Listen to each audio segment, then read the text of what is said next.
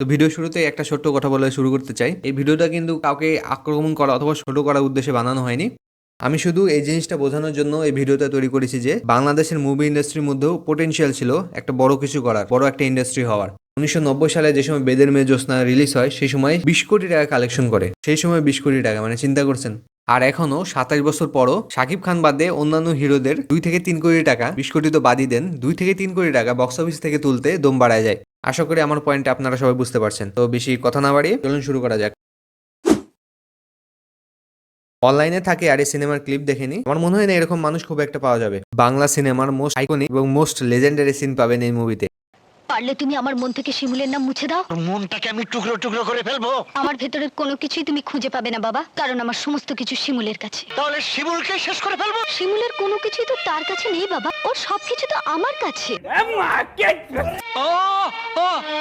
রক্ত রক্ত। ও তুমি দেখতে পাবে না মা। আমাকে একটু আসতে পারো বাবা, আমার শিমুল কষ্ট পাচ্ছে। এই আইকনিক সিনেমাটি বাংলাদেশে রিলিজ হয়েছিল 1975 সালে। আর এই সিনেমাটি সিন বাই সিন কপি করে পশ্চিমবঙ্গে নির্মিত হয় শিমুল পারুল। দুটি মুভিরই গল্পের সাথে সাথে নাম একদম সেম। দ্বিতীয় নম্বরে মুভিটির নাম হলো জজ ব্যারিস্টার। 1994 সালে এই মুভিটা রিলিজ হয়। মুভিটিতে অভিনয় করেছেন আলমগীর, সেই সময় লেডি সুপারস্টার শাবানা এবং বাফারাজ। হাত থেকে বাঁচিয়ে রুবিনার কেস অনেক সহজ করে দিয়েছো। ওনার একটি আর একটা মজার বিষয় কি জানেন, এই সিনেমার পরিচালক ছিলেন দেলোয়ার জান জন্টু। বর্তমানে এনাকে কেউ দাম না দিলেও 90s কিন্তু তিনি সেরা পরিচালকগুলোর মধ্যে একটি ছিলেন। আর এই মুভিটিও কিন্তু 90 দশকের অত্যন্ত জনপ্রিয় মুভিগুলোর মধ্যে একটি। আমাদের সাকিবের 2 নম্বর ছবিটা সুপারহিট হয়েছিল, প্রথমটা চলে নাই। 2 নম্বর ছবিটা দেলোয়ার জান ঝন্টু পরিচালক ছিল। তুমি সাকিবকে তো বলাতে বললাম, 2 নম্বর ছবিটা সাকিবের ছবিটা দেলোয়ার জান ঝন্টু পরিচালক সুপারহিট হয়েছে বিশ্ব বড় নাকি। আর এই মুভিরই সেম গল্প নিয়ে 1997 সালে কলকাতায় রিমেক হয় সবার উপরে মা এই নামে।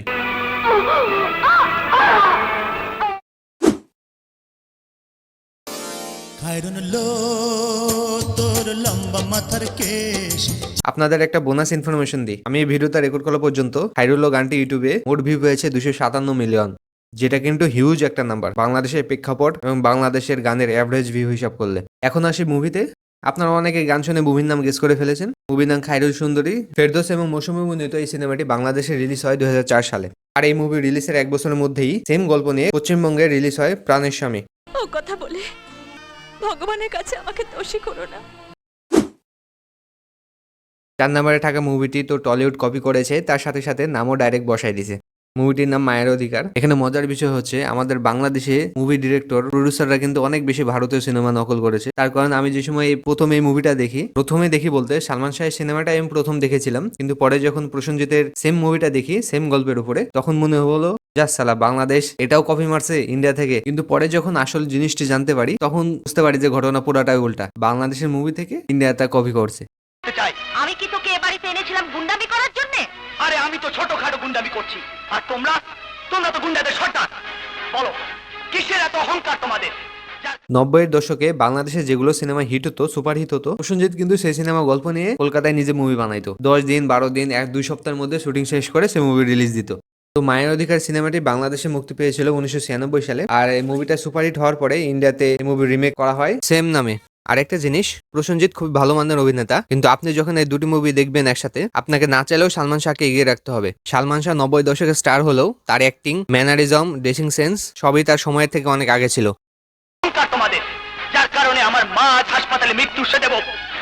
আমার সাথে হাসপাতালে চলো। না,